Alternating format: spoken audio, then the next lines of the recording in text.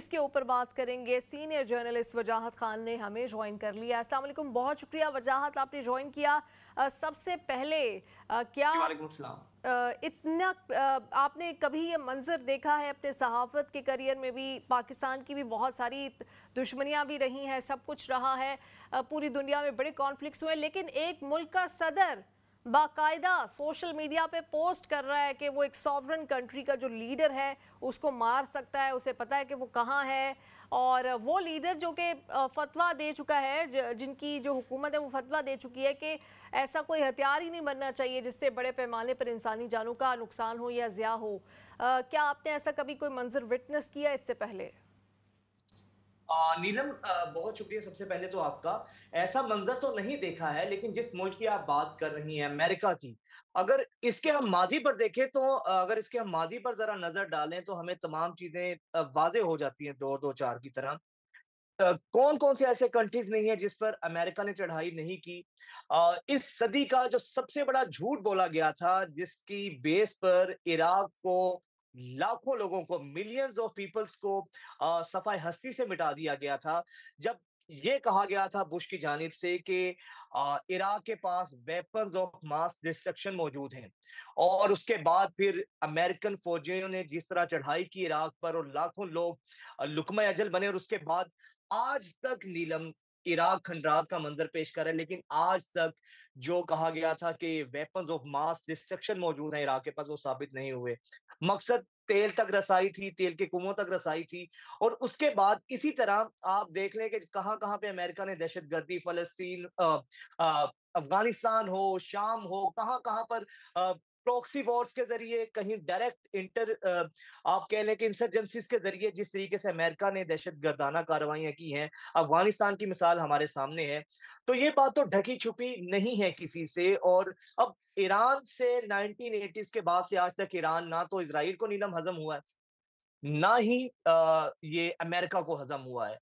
ہم یہ کہہ سکتے ہیں اگر 58 اسلامی ممالک میں کسی ایک ملک نے ذرا سی بھی غیرت اور حمیت کا مظاہرہ کیا ہے تو وہ ایران ہے. اور نیلم, ایران نے اس کی قیمت بھی چکائی ہے. آپ کو بھی پتہ ہے کیا کیا انٹرنیشنل سینکشنز نہیں لگی ہیں, کون کون سی پابندیوں کا سامنا نہیں کرنا پڑا ایران کو. لیکن ایران نے کبھی اپنی غیرت پر سمجھوتا نہیں کیا. ابھی بھی اسرائیل کے معاملے پہ جس طرح ایران ووکل رہا ہے, شاید کسی بھی اسلامی کنٹری کو یہ توفیق, یہ جرت نہیں ہوئی ہے جس جرت کا مظاہرہ ایران نے کیا ہے, اور ایران کو قیمت چکانی پڑ رہی ہے. جہاں تک امریکہ کی بات ہے نیلم, کہ اصل سوال یہ ہے کہ امریکہ آخر کیوں مداخلت کر رہا ہے. اس سے پہلے آپ کو یاد ہوگا جب پاکستان اور بھارت کے درمیان بھی جنگ شروع ہوئی تھی تو امریکہ بالکل اس میں امپارشل رہا تھا. لیکن جیسے ہی پاکستان نے بھارت کو جواب دینا شروع کیا تو امریکہ بھی کود پڑا.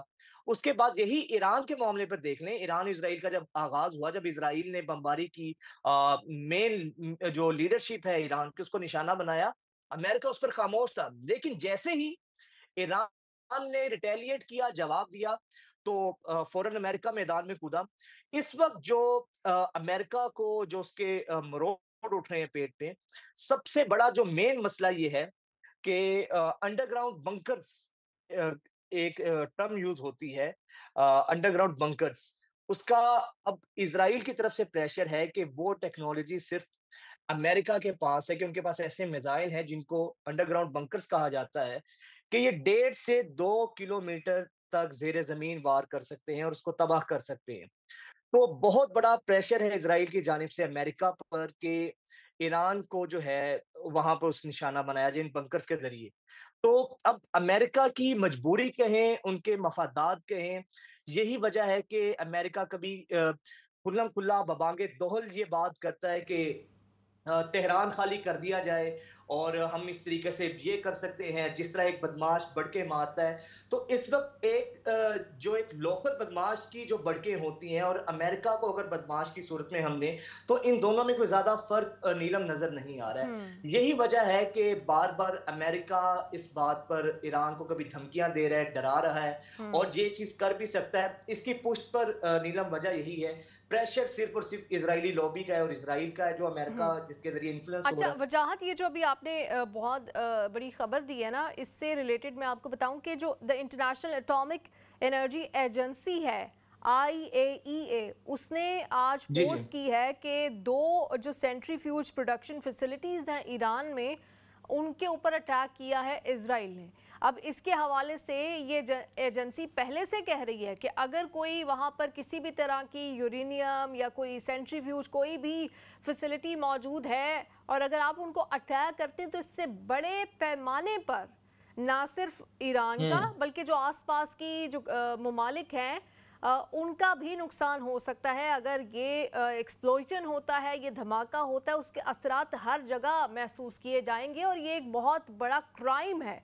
लेकिन जब हम इंटरनेशनल वॉर क्राइम्स की बात करते हैं तो अभी तक कोई ऐसा रह नहीं गया जो इसराइल ने ना किया हो गजा में, तो वो कर सकता है। लेकिन ये इतनी हसास, ये इतनी सेंसिटिव बात है कि ये अगर कोई ऐसी वहाँ पे न्यूक्लियर प्रोग्राम्स है या कोई भी प्रोडक्शन फैसिलिटीज़ हैं, वहाँ पे अटैक का मतलब है आसपास की 3-4 कंट्रीज वो भी इससे मुतासिर होंगी। एग्जैक्टली।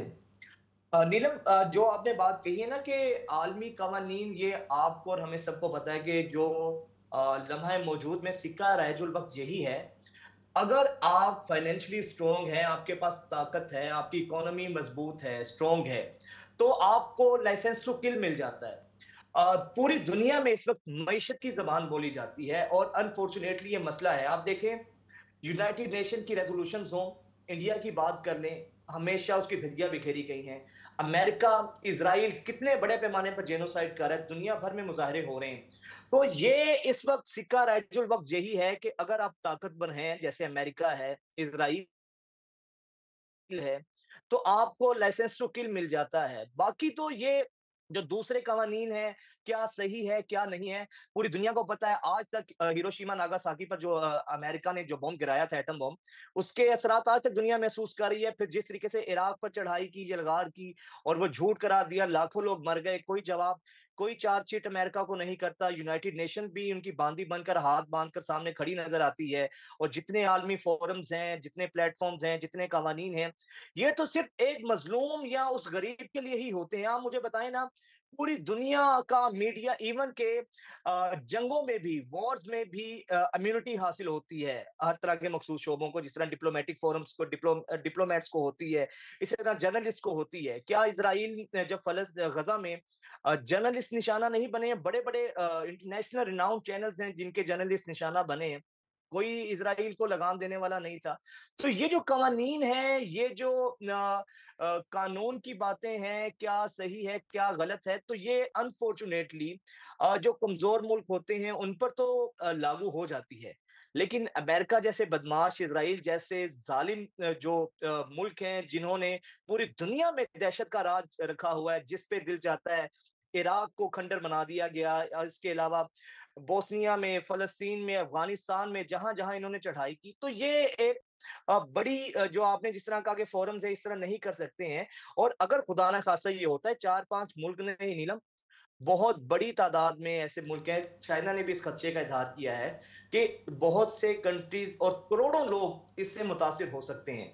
लेकिन अमेरिका है, इज़राइल है, क्योंकि उनके पास वीटो पावर भी है, उनके पास ताकत भी है, असलहा भी है, तो इसलिए वो जिस पर चाहते हैं चढ़ाई कर दौड़ते हैं। और यही मंजर, यही धमकियाँ, यही लैंग्वेज ट्रंप की आप देखें ना, लहजों में तकब्बुर देखें, रौनक देखें, उनकी एक क्या हम उसको अल्फाज दे सकते हैं कि जिस तरीके से बड़े आराम से वो ट्रंप कह रहा है कि हम तेहरान लो खाली बिल्कुल कर आप दें। सही कह रहे हैं, ब्लैकमेलर की तरह उनका रवैया एग्जैक्टली। सामने आ रहा है कि हमने यूक्रेन के सदर के साथ जो उन्होंने किया उसके ऊपर दुनिया ने खामोशी तारी रखी, किसी ने उनको कॉल आउट बिल्कुल। उस तरह से नहीं किया। उसके बाद इंडिया पाकिस्तान में, पाकिस्तान तो पहले दिन से जंग चाहता ही नहीं था, पाकिस्तान पे मुसल्लत की जा रही थी, लेकिन फिर भी वो तो पूरी दुनिया में तारीफें समेटते रहे कि मैंने कहा नो ट्रेड, अगर ये नो पीस, तो मतलब। और अब यहाँ पे उन्हें लग रहा है कि यहाँ पे तो वो हर हद उन्होंने क्रॉस कर दी है